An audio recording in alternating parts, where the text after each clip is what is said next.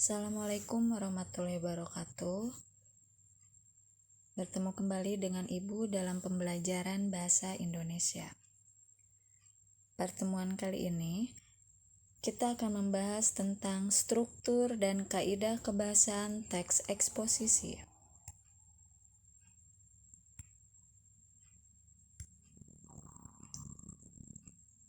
Apa saja struktur teks eksposisi? Yang pertama, pernyataan pendapat atau tesis. Yang kedua, argumentasi. Yang ketiga, rekomendasi atau penegasan ulang.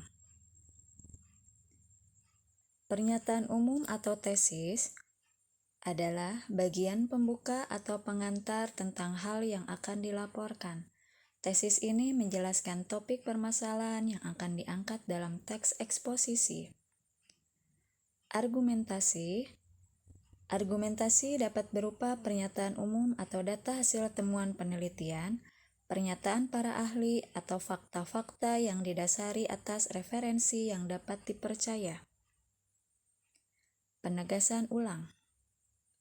Pernyataan tentang rekomendasi atau ajakan penulis terhadap pembaca untuk melakukan sesuatu yang ada kaitannya pada tesis dan argumen. Materi berikutnya yaitu kaidah kebahasaan teks eksposisi. Kaidah kebahasaan teks eksposisi terdiri dari 6. Yang pertama, penggunaan konjungsi. Yang kedua, penggunaan istilah. Yang ketiga, penggunaan adjektiva. Yang keempat, penggunaan kalimat aktif. Yang kelima, kalimat simplek dan kompleks. Dan yang keenam, kata baku dan tidak baku. Yang pertama, penggunaan konjungsi.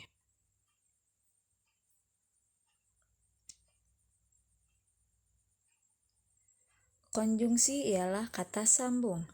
Konjungsi yang digunakan dalam teks eksposisi menunjukkan berbagai macam hubungan makna. Konjungsi yang digunakan yaitu yang pertama, sebab akibat atau kausalitas. Contoh katanya adalah dengan demikian, oleh sebab itu, oleh karena itu, dan jadi. Yang kedua, pertentangan atau konsesif. Contoh kata yang digunakan yaitu namun, akan tetapi, meskipun demikian. Yang ketiga, konjungsi kronologi. Kata yang digunakan yaitu kemudian, lalu, dan selanjutnya. Yang kedua, penggunaan istilah. Istilah ialah gaya bahasa yang digunakan berdasarkan bidang kajian yang dibahas.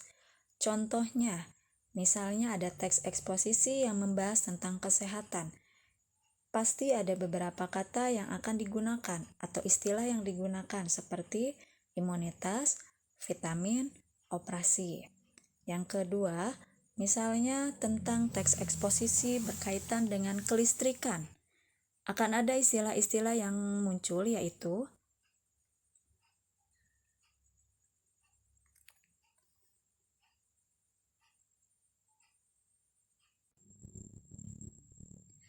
tegangan, ampere, dan daya. Contoh yang lainnya, misalnya penggunaan istilah dalam bahasa otomotif. Misal, yang pertama rem, ada kopling, dan knalpot. Yang ketiga, penggunaan adjektiva. Adjektiva ialah kata yang merujuk pada sifat suatu objek. Misalnya manis, rata, dan baik. Yang keempat, penggunaan kalimat aktif transitif dan intransitif. Kalimat aktif transitif ialah kalimat yang subjeknya melakukan suatu tindakan.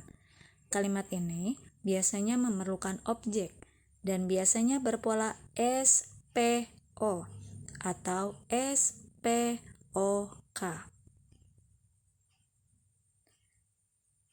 Kalimat aktif intransitif ialah kalimat yang predikatnya tidak memerlukan objek, namun bisa ditambah dengan pelengkap seperti P, dan S, P, K.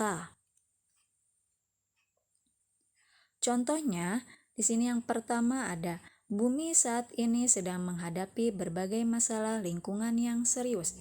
Itu adalah contoh kalimat aktif transitif.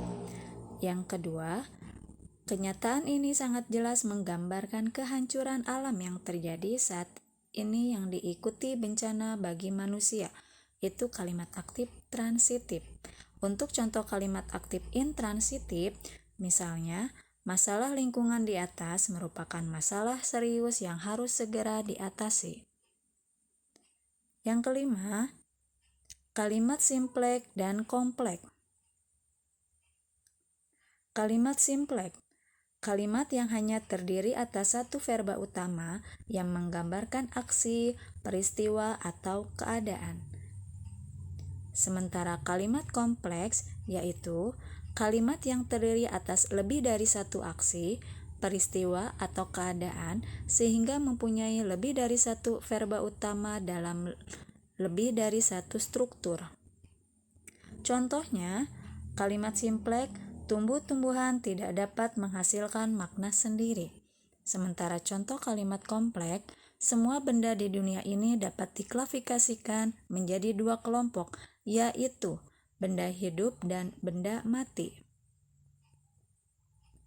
Yang keenam, kata baku dan tidak baku.